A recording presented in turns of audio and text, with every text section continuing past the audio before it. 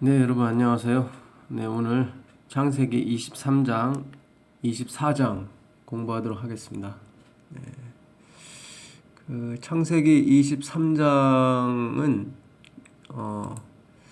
아브라함의 아내 사라가 죽는 장면이 나옵니다. 23장 1절 사라가 127세를 살았으니 이것이 곧 그 사라의 향년이라. 90세에 이삭을 낳았으니까 이삭의 나이 37대 사라가 죽었습니다. 그래서 그 아브라함이 사라를 가나안 땅 헤브론에 장사를 지냅니다. 거기 헤브론에는 해족속이 살았는데 그 해족속 사람 에브론에게 은 400세겔 1세겔이 4드라금하고 그것이 4일치 일당입니다. 그러니까 400세겔 하면 한 1600만 원 정도의 그 매장지를 사게 되죠. 그래서 막벨라 굴, 옛날에 그 매장은 그 이스라엘의 매장은 굴, 예수님도 굴의 그 매장이 되셨죠. 그래서 그 막벨라 굴을 400세겔에 해족속으로부터 사서 결국 그 헤브론에 장사를 지냅니다. 그 헤브론은 나중에 그 다윗이 유대를 7년간 통치했을 때 통일 전 유대를 7년간 통치한 곳입니다.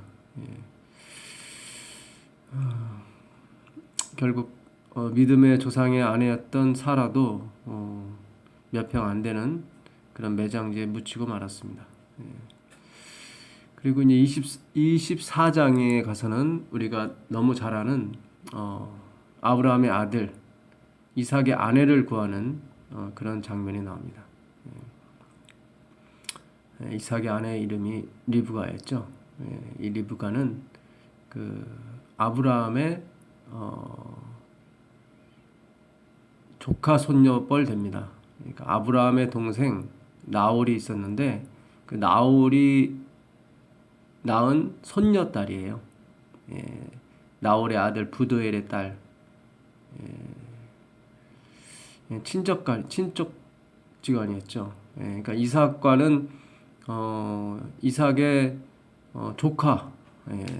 조카쯤 됩니다. 그러니까 리브가의 아버지 부두엘은 이삭의 사촌 형이었죠. 사촌 형의 딸과 결혼한 것이었습니다. 이걸 우리가 오늘날 친족 간에 막 결혼해도 된다 뭐 그런 뜻의 말씀이 아니라, 그러니까 같은 믿음의 형제끼리 혼인하였다. 같은 믿음의 형제 안에서 배필을 구하였다.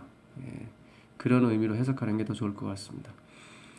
24장 1절부터 7절까지 읽겠습니다. 아브라함이 나이 많아 늙었고 여호와께서 그의 범사에 복을 주셨더라. 아브라함이 자기 집 모든 소유를 맡은 늙은 종에게 이르되 청컨대 네 손을 내 환도뼈에 넣어라. 내가 너로 하늘의 하나님 땅의 하나님이신 여호와를 가리켜 맹세하게 하노니 너는 나의 거하는 이 지방 가나안 족속의 딸 중에서 내 아들을 위하여 아내를 택하지 말고 내 고향 내 족속에게로 가서 내 아들 이삭을 위하여 아내를 택하라. 종이 가로되 여자가 나를 쫓아오지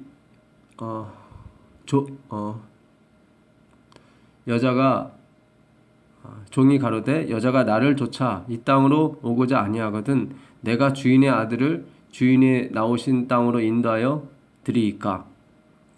아브라함이 그에게 이르되 삼가 내 아들을 그리로 데리고 돌아가지 말라. 하늘의 하나님 여호와께서 나를 내 아버지의 집과 내 본토에서 떠나게 하시고 내게 말씀하시며 내게 맹세하여 이르시기를 이 땅을 내 씨에게 주리라 하셨으니 그가 그 사자를 내 앞서 보내실지라. 내가 거기서 내 아들을 위하여 아들을 택할지니라. 만일 여자가 너를 쫓아오고자 아니하면 나의 이 맹세가 너와 상관이 없나니 오직 내 아들을 데리고 그리로 가지 말지니라. 여기서 말하는 늙은 종은 그 아브라함이 그 창세기 15장에 그 양자로 삼으려고 했던 그 엘리에셀입니다. 엘리에셀. 예. 아들이 없으니까 그 이 엘리에셀 종을 잘 눈여겨봤다가 자기 양자로, 예, 하나님의 씨로 여기려고 그랬죠. 네, 하나님께서 네 몸에서 날 자라야 네 씨라고 말씀하셨죠. 예, 그만큼 양자로 생각할 만큼 신뢰를 많이 뒀던 종이었습니다. 예, 그래서 그 종에게 하나님께서 약속하셨다. 이 땅을 내 씨에게 주리라 하고 맹세하셨으니까, 예, 분명히 그 사자를 네 앞서 보내실 것이다. 그러니까 너는 의심하지 말고 가서 내 아들을 위한 자부를 구해라. 예, 이런 말씀을, 믿음의 말을 자기 종에게 해서 보냅니다. 예, 그래서 그 종이 그 아브라함의 그 약대 중에 10피를 취해서 아주 온갖 좋은 것을 가지고 메소포타미아로 가게 되죠. 예, 근데 때마침 그 아브라함의 동생의 성에 이르게 됩니다. 나홀의 성에. 예, 그래서 그 저녁 때쯤 도착해서, 예, 그가 거기서 또 기도를 하죠. 12절 그가 가로되 우리 주인 아브라함의 하나님 여호와여 원컨대 오늘날 나로 순적히 만나게 하사 나의 주인 아브라함에게 은혜를 베푸시옵소서. 그래서 기도를 마치기도 전에 15절에 보니까 말을 마치지 못하여서 리브가가 물 항아리를 어깨에 메고 나오더라 라는 장면이 나오죠. 결국 정말 하나님께서 순적히 만나게 해주셨죠. 근데 그 아브라함의 말처럼 하나님께서 맹세를 하셨기 때문에 그 약속을 이해한 것 뿐이지, 엘리에셀 종이 기도를 하였기 때문에 리브가를 만난 건 아니에요. 왜냐하면 15절에 그 기도가 끝나기도 전에 리브가가 우물가에 온 것을 보게 되면 이것은 하나님의 섭리였습니다. 이 24장이 창세기 50장 중에 가장 길어요. 제일 많이 길어요. 이 제일 많이 긴 이유가 있는데, 이 아브라함의 종 엘리에셀이 그 리브가를 만나서도 그 하나님의 섭리에 대해서 또 얘기를 하고, 또 리브가의 오빠를 만나서도 하나님의 섭리에 대해서 얘기하고, 또 그 리브가의 아버지 부두엘을 만나고 또 어머니를 만나서도 계속 얘기하는 것이 하나님의 섭리입니다. 예. 그러니까 그가 참 신기했나 봐요. 그래서 계속 하나님의 섭리에 대해서 아브라함이 말한 하나님의 섭리, 하나님의 언약, 맹세, 예. 그걸 이행하신 하나님에 대해서 계속 이 엘리에셀 종이 거듭 말을 합니다. 그러니까 성경이 말하고 싶은 말을 엘리에셀을 통해서 우리에게 말씀하시는 거죠. 예.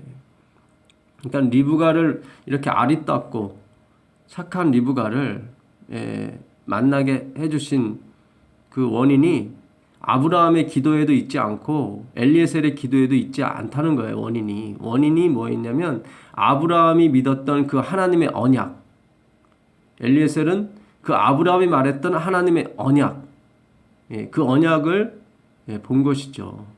하나님이 맹세하고 이루고자 하신 그 계획을 이루시는 장면들을 아브라함이나 엘리에셀이나 보게 된 거예요. 리브가도 마찬가지입니다. 리브가도 믿음이 많아서 한 번도 보지 않은 남편을 쫓아간 것이 아니에요.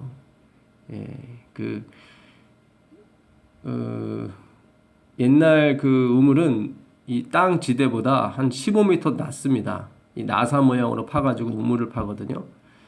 그렇기 때문에 오르락내리락을 많이 해야 돼요, 사실은. 그러니까 그리고 이 종이 물을 구하고 약대의 물을 리브가에게 구했을 때 리브가가 그 충분하게 마시게 하거든요. 근데 약대 한 마리가 최고로 많이 먹는 것이 한 7말 정도 돼요. 7말. 그러니까 10필의 말에게 물을 충분히 줬다고 성경은 말하고 있거든요. 예. 그렇다면 리브가가 사실 여인이 한 2말 정도, 뭐 많아야 2말 정도 지고 갈 수 있는데 10필의 그 낙대에게 물을 충분히 마셨다는 것은 정말 대단한 어떤 정성이에요. 그리고 그 대가로 이 엘리에셀이 그 소녀에게, 그 리브가에게 그 선물을 줍니다. 선물을 주는데 그 반세겔짜리 그 반지하고 그다음에 10세겔짜리 그 금, 금 손목걸이를 줘요. 예. 그러니까 이 대단한 선물이에요. 사실은 단순히 물 좀 줬다고, 물론 이제 물을 많이 길러서 오락내락 했지만은 이 반세겔 정도 되면 그러니까 한 세겔이 한 40만 원 하거든요. 그러니까 반세겔은 한 20만 원짜리 금골이에요.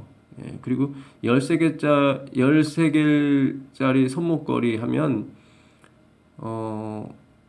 이게 400만 원짜리예요. 그 당시 약대는 오늘날 고급 승용차와 비교할 수 있습니다. 그러니까 그 아브라함이 그 재벌 회장쯤 되는 거예요. 그 다음에 그 비서실장인 엘리에셀이 뭐 에쿠스 10대를 몰고 온 거예요. 그리고 물 한 모금 이렇게 줬는데 보니까 뭐 몇백만 원짜리 금고리하고 손목고리를 준 거예요. 만약 여러분이 시집 안 간 아직 처녀 리브가의 입장이었다면 그 엘리에셀은 참 점잖고 아브라함이 양자로 삼을 정도였으면 그의 품성도 참 대단했을 것입니다. 그런 사람이 나타나서 양복을 쫙 빼입고 친절하게 거기다가 우리가 상상하지 못하는 그런 선물을 줬어요. 그 물을 준 대가로. 그렇다면 여러분은 어떻게 생각하시겠어요? 아마 웬만한 아가씨라면 다 따라갔을 것입니다. 그리고 그의 말하는 바를 봐서 얼마나 믿음이 있습니까? 그 27절에 보게 되면 가로되 나의 주인 아브라함의 하나님 여호와를 찬송하나이다. 나의 주인에게 주의 인자와 성실을 끊이지 아니하셨으며 여호와께서 길에서 나를 인도하사 내 주인의 동생 집에 이르게 하셨나이다. 얼마나 믿음이 좋아요. 그러니까 이 구절 같은 이 하나님이 개입하셨다는 이 하나님의 주권에 대해서 계속 엘리에셀이 강조를 합니다. 지금 이 장면은 그 리브가의 오빠 라반 앞에서 하는 거예요. 아니죠. 이거는 리브가 앞에서 하는 얘기입니다. 그리고 37절에 이제 라반을 만나서 또 이 얘기를 하는 거예요. 37절에 보게 되면 나의 주인이 나로 맹세하게 하여 가로되 너는 내 아들을 위하여 나 사는 땅 가나안 족속의 딸 중에서 아내를 택하지 말고 내 아비 집 내 족속에게로 가서 내 아들을 위하여 아내를 택하라 하시기로 내가 내 주인에게 말씀하되 혹 여자가 나를 쫓아 아니하면 어찌 하리이까. 계속 그러니까 하나님께서 내 길을 인도하셨다는 거. 40절도 마찬가지예요. 40절 보면 주인이 내게 이르되 나의 섬기는 여호와께서 그 사자를 너와 함께 보내어 내게 평탄한 길을 주시리라. 너는 내 족속 중 내 아비 집에서 내 아들을 위하여 아내를 택할 것이니라. 이렇게 계속 엘리에셀은 하나님의 섭리, 하나님의 개입에 대해서 그가 받은 감명을 계속 반복합니다. 48절도 마찬가지예요. 이제 부두엘을 만나갖고 이제는 이런 말을 하는 거예요. 예. 48절 보겠습니다. 나의 주인 아브라함의 하나님 여호와께서 나를 바른 길로 인도하사 나의 주인의 동생의 딸을 그 아들을 위하여 택하게 하셨으므로 내가 머리를 숙여 그에게 경배하고 찬송하였나이다. 예. 그러니까 이 창세기 24장이 지금 우리에게 말씀하고자 하는 바는 하나님의 주권이에요. 하나님의 개입, 하나님의 섭리를 지금 계속 말하는 거예요. 그 종이 기도하기도 전에 리브가가 우물가에 도착했단 말이죠. 그 얘기는 뭐냐면 기도도 하기 전에 이미 리브가는 집에서 출발을 한 거예요. 그러니까 우리가 24장을 우리가 좀 너무 그냥 쉽게 이해를 하게 되면 아브라함이 기도를 했고 엘리에셀도 기도했기 때문에 그 기도가 서로 맞아떨어지고 힘을 합쳐서 이런 역사가 이루어졌다. 리브가를 만나는. 그리고 리브가가 쫓아왔다. 우리가 이렇게 해석해서 기도를 열심히 하자라고 말할 수는 있어요. 근데 그것은 아직 하나님의 섭리에 대해서 10%밖에 이해를 못한 거예요. 계속 아브라함이 그 처음에 이 엘리에셀을 보낼 때 한 말이 중요해요. 하나님께서 맹세하셨다. 약속하셨다. 하나님께서 약속하셨기 때문에 그 사자를 네 앞서 보내실 것이다. 그러니까 자기의 기도라든가 자기의 믿음이 원인에 있지 않고 하나님께서 약속하신 그 언약의 원인이 있다. 하나님께 원인이 있기 때문에 이것은 이루어질 것이라고 분명히 말한 거예요. 만약에 이것이 이루어지지 않으면은 그건 내 잘못도 아니고 내 잘못도 아니다. 그 얘기를 지금 아브라함이 표현하는 거예요. 그러니까 이삭이 어떻게 해서 이 아리따고 착한 리브가를 만날 수 있었을까? 우리는 자꾸 그 원인을 이삭이 어떠했기 때문에 리브가가 어떠했기 때문에 자꾸 초점을 둬요. 리브가가 그렇게 어려운 가운데서도 그 동물을 사랑하고 약대에게 물을 70마리나 먹였다. 정말 그의 그런 행위로 봐서는 그는 정말 이삭의 아내가 되고도 충분히 남을 만하다. 우리가 이렇게 해석할 수 있는데 그렇게 되면은 리브가가 어떤 행위를 했기 때문에 리브가가 그의 아내가 됐다는 거기에 자꾸 원인에 빠져요. 나중에 이제는 쭉 가면 아시겠지만 리브가도 결국은 야곱을 더 사랑하고 에서를 덜 사랑함으로 야곱에게 거짓말을 유도해서 아버지로부터는 축복을 빼앗게 만들죠. 그러니까 리브가는 우리와 성정이 똑같은 사람이에요. 여러분 에쿠스 열대 오고 정말 멋지게 생긴 사람이 점잖게 생긴 노인이 금가락지 이게 한 500만 원짜리예요. 500만 원짜리 주면서 내 집이 어디냐? 내가 하루 묵기를 원한다. 그러면 그 어떤 여인이라도 다 오라 그러죠. 라반도 마찬가지예요. 자기 누이가 받은 그 금덩어리를 보니까 어이구 이건 뭐 대단한 사람이거든요. 결코 이게 하나님의 섭리에 초점이 맞춰진 책이지 사람이 어떤 믿음을 가졌기 때문에 하나님께서 그를 축복하셨다는 것은 눈에 보이는 현상만을 보고 말하는 거예요. 뒤에서 모든 일을 주관하시는 하나님의 섭리를 자꾸 잊어버리게 만들죠. 오늘날 우리가 아브라함이 어떻게 이삭을 낳았는지 그 과정이 굉장히 중요한 거예요. 사실은요. 나중에 25장에 가면 아브라함이 그들 아내가 죽은 뒤에 그두라라는 여인을 얻어서 자식 6명을 낳아요. 아들 6명을.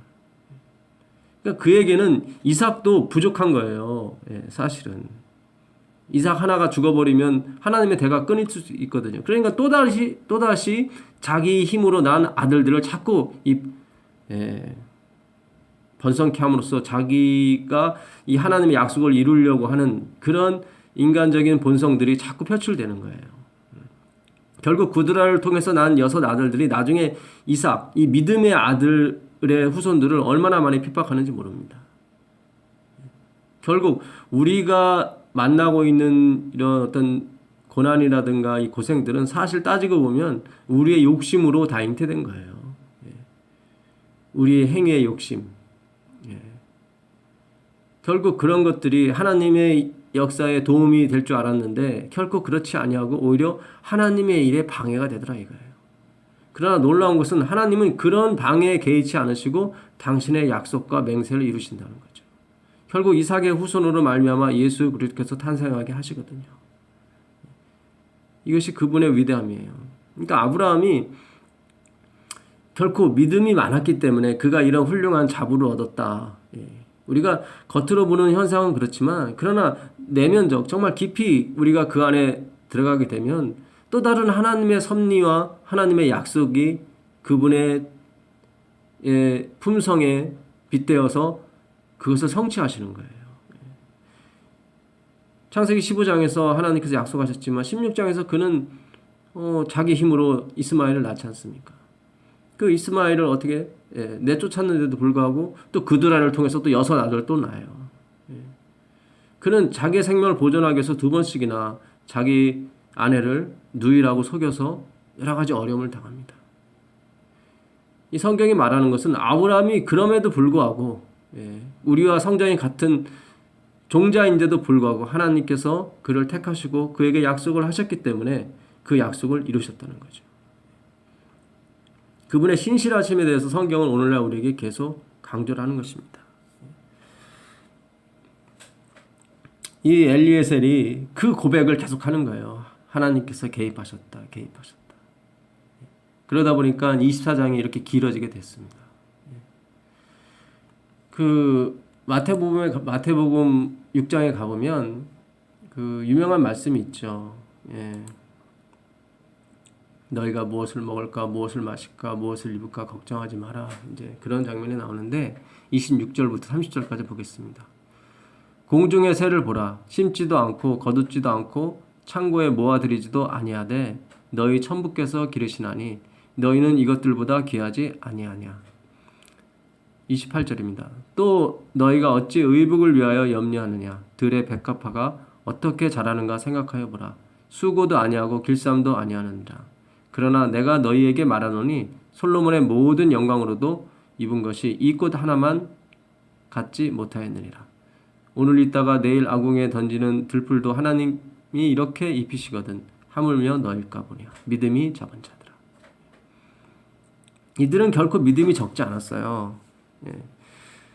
지금 이들은 늘 그 당시는 자동차 같은 게 없었기 때문에 늘 걸어 다녔거든요. 그리고 예배를 예루살렘에서 많이 드렸어요. 그러다 보니까 뭐 수백 킬로 되는 것을 늘 걸어 다녀야 됐고, 유월절, 뭐 장막절, 그런 또 오순절 같은 이런 3대 절기를 지키기 위해서 그들은 생업을 포기하고 짧게는 일주일, 길게는 보름간 이렇게 여행을 하면서 하나님의 유월절을 지켰습니다. 하나님의 그 절기를 지켰죠. 그들은 왜 이런 절기를 지켰냐면 자기들이 이런 행동을 하면 하나님께서 어떤 보상을 해줄 거라는 늘 그런 믿음 속에 살았어요. 항상 자기의 행위가 원인이 됐었죠. 근데 여기서 믿음이 적은 자들아 하신 것은 그 믿음은 하나님이 말씀하신 믿음은 우리의 행위가 원인이 된 믿음을 말하는 것이 아니라 하나님의 약속이 원인이 된 믿음을 말하는 거예요.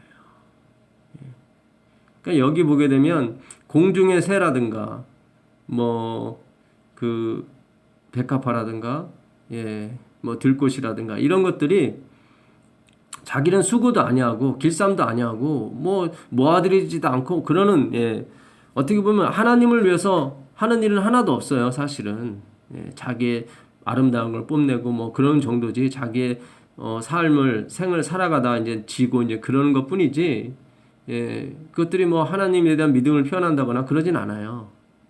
근데 하나님께서 왜 이런 참새와 이런 새들과 이런 백합화 그리고 내일 아궁에 던지우는 들풀도 입히시냐면 그분이 이거를 창조하셨기 때문에 그렇다는 거예요. 예수님 말씀은 하나님이 이걸 창조하셨기 때문에 그렇다. 그래서 이걸 그냥 내버려 두지 않는다.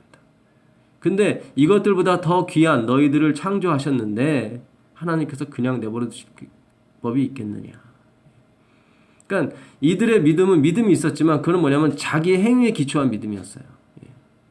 그러니까 잘 생각해 보세요. 여러분의 믿음이 어디에 기초한 믿음인지. 내가 안식일을 지키고 안식일에 가서 헌금을 100만 원 아니면 혹은 1000만 원 하고 왔어요. 그럼 여러분 마음 가운데 믿음이 생길 거예요. 아, 내가 오늘 안식일도 지켰고 예배도 드렸고 헌금도 아주 많이 드리고 왔다. 그러면 얘는 여러분 마음 가운데는 은연중에 하나님께서 나를 돌보시고 어떤 큰 일을 하실 것이다. 그런 믿음이 있을 거예요. 근데 그 믿음은 그 근원이 나로부터 시작이 된 거기 때문에 하나님이 봐서는 적은 거예요. 이게 오늘날 우리의 사실은 상태예요. 이게 우리가 잘못됐다는 것이 아니라 우리가 이 죄성을 갖고 태어났기 때문에 어쩔 수 없는 거예요. 그러니까 우리의 조상 아담이 범죄함으로 말미암아 우리가 하나님의 은혜로부터 떨어져 나가게 됐어요. 그래서 도저히 하나님의 은혜를 받을 수 없는 그런 지경에까지 이르렀는데 하나님께서 그 아들을 우리 대신 제물로 삼으셔서 돌아가시게 했죠. 그래서 그것이 원인이 돼서 우리가 하나님의 은혜를 받을 수 있는 그런 위치에 서게 된 거예요. 그러니까 그 하나님이 우리를 창조하셨고 창조하시다는 이유 하나만으로 우리 아버지가 됐다는 이유 하나만으로 우리가 길쌈도 아니하고 수고도 아니하는데 이렇게 입히신단 말이죠. 그렇다면 이제는 창조하시고 죄에 빠진 우리를 위해서 아들까지 주셨단 말이죠. 창조하신 데다가 또 구원까지 하셨어요. 근데 구원의 대가가 당신의 유일하신 아드님의 희생이었단 말이죠. 그렇다면 그것들이 원인이 된다면 우리를 얼마나 아끼시겠냐 이 말이에요. 그 믿음을 가지라는 거예요. 예수님께서 그 믿음. 33절에 너희는 먼저 그의 나라와 그 의를 구하라. 그리하면 이 모든 것을 너에게 더하시리라. 여기서 말한 예수님 말씀하시는 너희는 먼저 그의 나라와 그의 의를 구하라고 하신 말씀이 바로 그거예요. 나의 행위가 된 그런 나라가 아니라 나의 행위로 말미암은 의가 아니라 그의 나라예요. 그분이 창조하시고 그분이 섭리하시고 그분이 심판하실 그 나라. 예수님은 그것에 대해서 계속 강조하시는 거예요. 그러한 믿음을 가지라는 거예요. 그러한 믿음. 아까 예를 들었지만 우리가 안식일도 못 지키고 예배도 못 드리고 헌금도 못 드렸어요. 그럼 우리에겐 믿음이 없어요. 하나님으로부터 내가 은혜를 받을 것이라는 어떤 보상을 받을 것이라는 믿음이 없어요. 왜요? 내 행위가 없었기 때문에. 그렇죠? 근데 예수님은 그렇지 않다는 거예요. 수고도 아니하고 길쌈도 아니했는데 오늘 입히고 내일 버려질 들풀도 그가 한 것이 아무것도 없다. 공중에 나는 새도 마찬가지고. 근데 하나님께서 그렇게 먹이시고 입히시고 하시지 않느냐. 그것이 솔로몬의 영광보다 더하지 않느냐. 근데 그것의 원인이 그것들을 만드신 이가 그 하나님이기 때문에 그렇다는 거예요. 만들었기 때문에. 창조주기 때문에. 근데 너희는 만들 뿐만 아니라 그분이 당신의 아들을 죽이심으로 또 다시 살린 너희들이라는 거죠. 우리들이라는 거죠. 그게 그분의 나라고 그분의 의예요. 그 믿음을 가지라는 거예요. 그 믿음을. 근데 우린 자꾸 내 행위에 기초한 믿음을 갖다 보니까 자꾸 이 창세기 24장에 나오는 이 아브라함의 이 아들 이삭이 그 만난 리브가 이것도 항상 이삭의 믿음, 아브라함의 믿음, 엘리에셀의 믿음에 항상 우리가 머물러 있어요. 그러다 보니까 하나님의 섭리까지 도달하지 못하게 되죠. 참 이것이 오늘날 우리의 숙제예요, 사실은요. 어떻게 보면 우리의 본성에 쌓인 숙제죠. 오라 나는 공고한 사람이로다. 이 사망의 몸에서 누가 나를 건져내려. 우린 사망의 몸이에요. 우린 언제나 보는 것이 우리가 보이는 그런 것들만 의존해요. 그의 기도, 그의 믿음. 물론 이런 것들이 어떤 하나님의 이런 창조의 원리, 섭리의 원리, 심판의 원리에 우리가 기초한다면 너무 좋은 거죠, 사실은. 그런 것에 반응한 기도고 그런 것에 반응한 믿음이라면.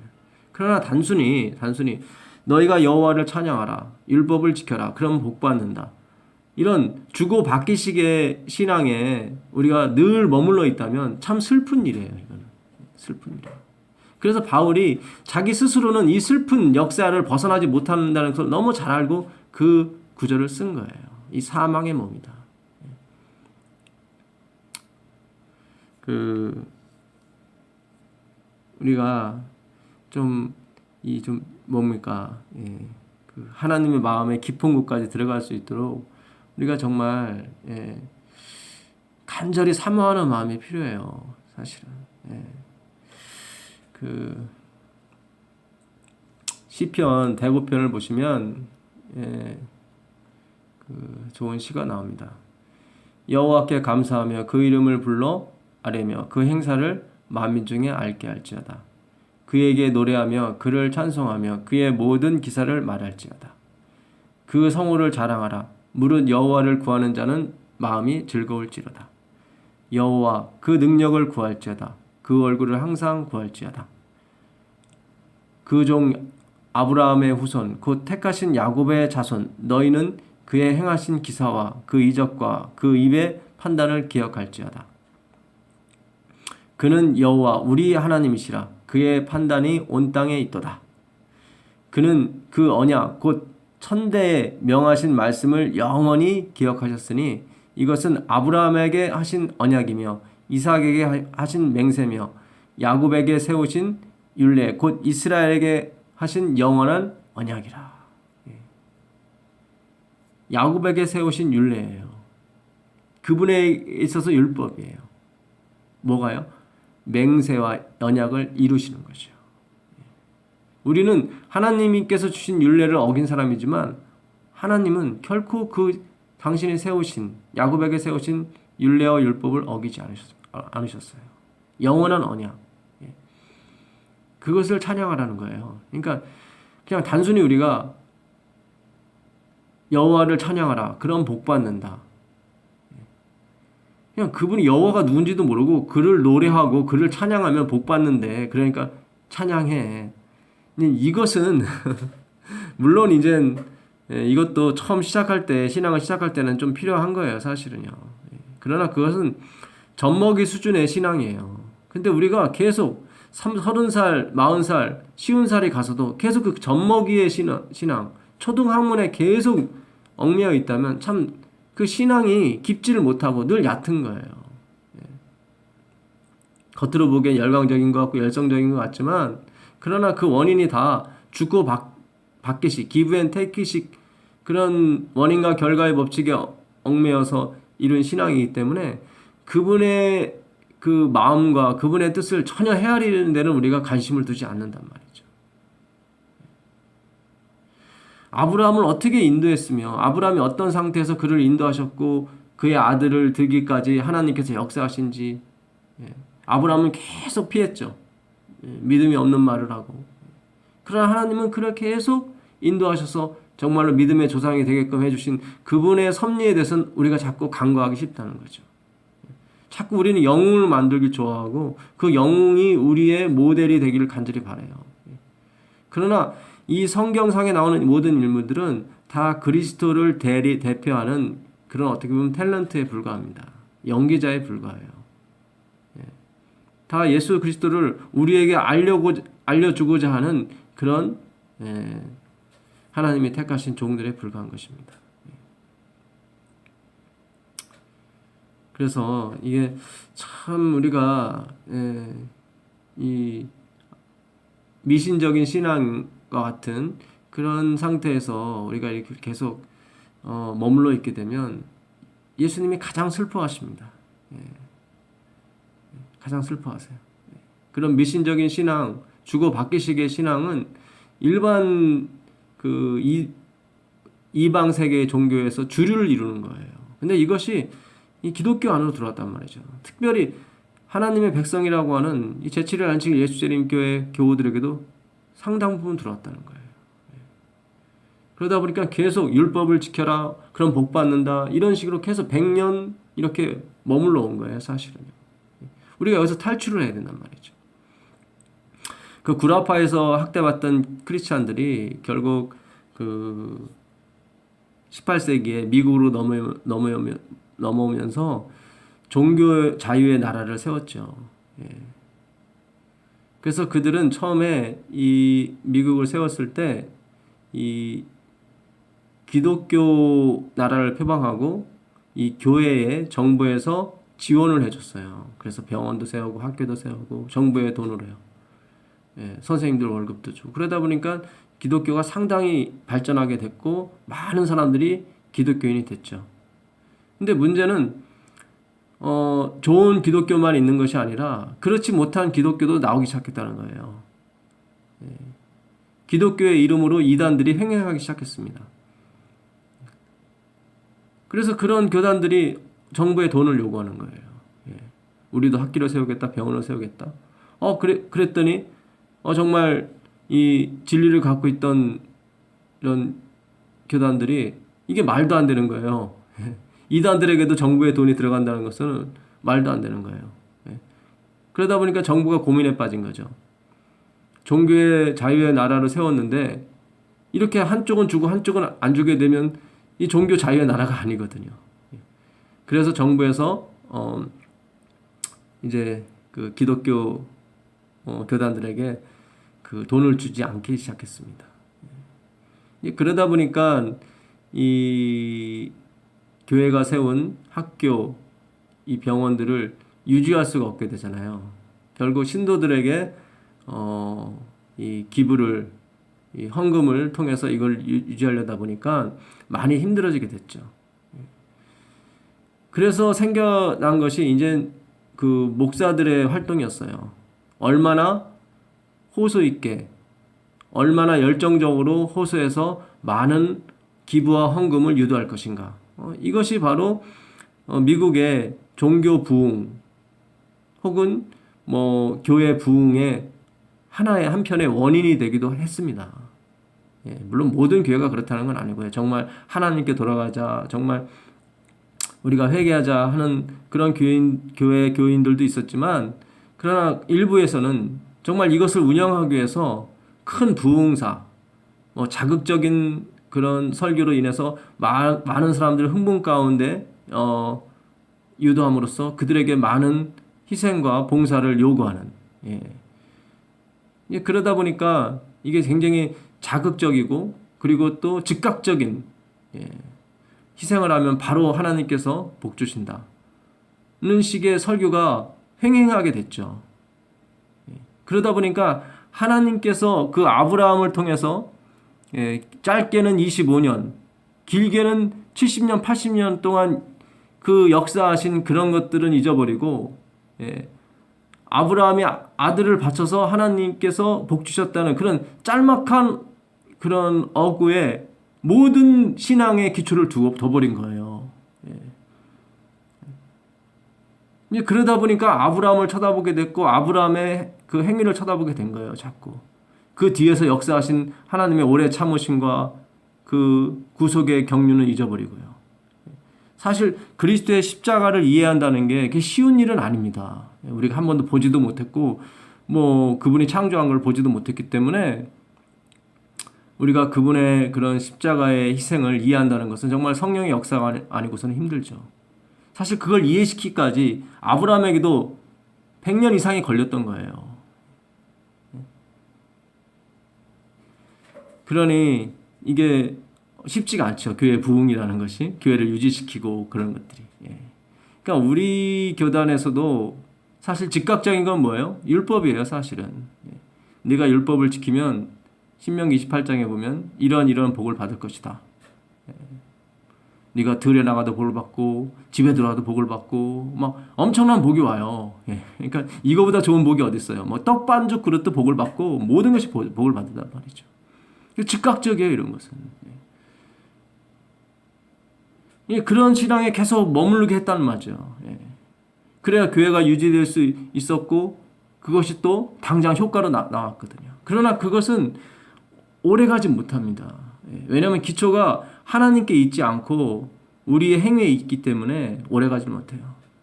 약간의 소득과 약간의 유익은 있겠죠. 그러나 영생으로 들어가기는 정말 힘든 것입니다. 그 신명기 28장에 그런 약속과 저주의 말씀이 있지만 곧이어서 뭐 30장에도 그게 나와요. 내가 너희 앞에 생명과 저주를 놓으니 오늘날 너희가 택하라. 생명으로 들어가려면 네가 이쪽으로 오고 그렇지 아니하면 너희는 사망으로 받을 것이다. 그러나 31장 15절 이하에 보게 되면 하나님께서 너희는 반드시 사망을 택하고 생명을 택하지 않을 것이다. 너희는 저주를 받을 것이다. 이런 식으로 나와요. 왜냐하면 그들의 아멘 아멘 하는 소리가 다 자기의 능력과 자기를 원인으로 한 그런 율법의 행위에 근거를 뒀기 때문에 그들은 자신 있게 아멘 아멘 했다는 거예요. 화이트인의 주석에 보게 되면. 결국 32장 29절 39절에 보게 되면 이 모든 것이 그러니까 율법을 지키고 그래서 복을 받는 모든 것들이 다 내 손 안에 있다. 하나님께서 이렇게 말씀하시거든요. 거기까지 가야 되는데 우리가 신명기 28장에만 머무르다 보니까 그것은 굉장히 효과가 있는 것처럼 보여요. 그러나 이 모든 것이 내 손 안에 있느니라고 할 때까지는 몇 년이 걸리냐면 적어도 400년 이상이 걸려요. 그것을 가르쳐 주는데 있어서. 그러니까 우리가 이 구원이라고 하는 문제, 내 구원은 물론이고 내 자녀들의 구원 문제도 마찬가지예요. 평생을 걸친 작업이지 이것이 한순간에 어떤 그런 마약과 같은 그런 강력한 어떤 걸 통해서 이루어지는 것이 아니라는 거죠. 정말 하나님의 길고 긴 구속의 경륜에 의해서 우리가 꼴지어지게 되고 그 기간이 이 생애뿐만 아니라 내 생에서도 계속 이어지는 그런 구속의 경륜인 것입니다. 사실은. 우리가 어찌 이 생을 통해서 하나님을 다할 수 있으며 그분의 구속의 계획과 그분의 마음을 이해할 수 있겠습니까? 화이트인도 우리가 천국에 가도 계속 그분의 구속의 경륜과 그분이 우리에게 베푸신 은혜를 연구하기 위해서 우리가 계속 놀랄 거라고 말해요.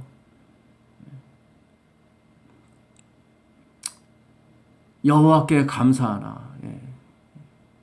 무조건 덮어놓고 감사하라. 그런 게 아니에요. 여기는 이 시편 105편을 쓰기까지 이 사람이 겪어왔던 그 과정이 있단 말이죠.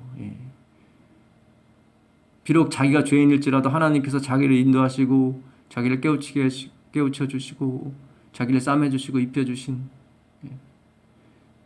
자기가 비록 죄인 가운데 있을지라도 주님께서 자기를 자녀답게 키우시고 연단하신 그분의 그 놀라운 그 은혜의 손길을 그는 비로소 나이가 지극히 돼서 이 시편 105편을 쓰기 시작했다는 거죠.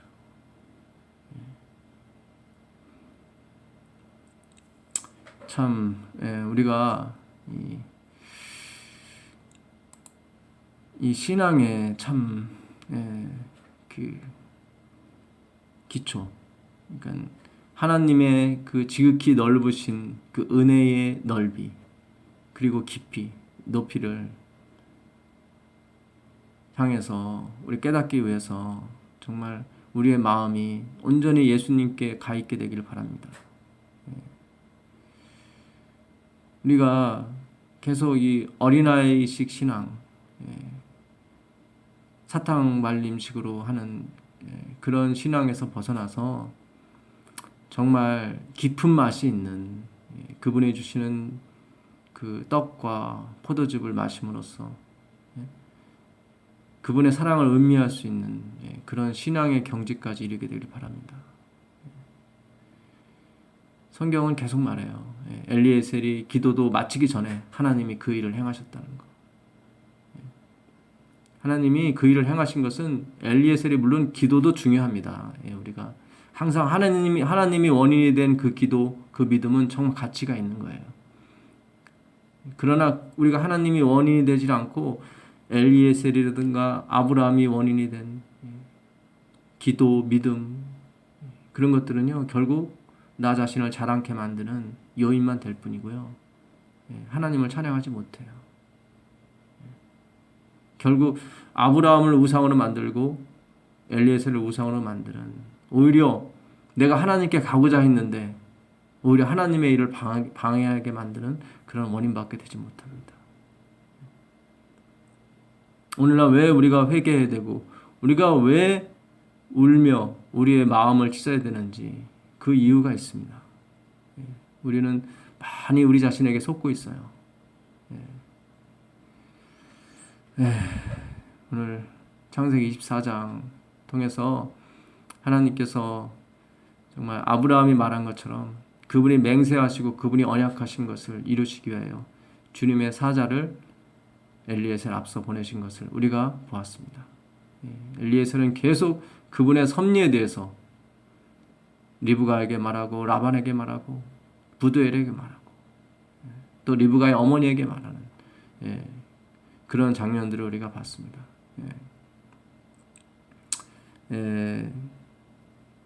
하나님께서 정말 아브라함에게 주신 그 하나님이 원인이 되는 믿음, 그 믿음을 오늘 우리에게도 허락해 주시길 바랍니다.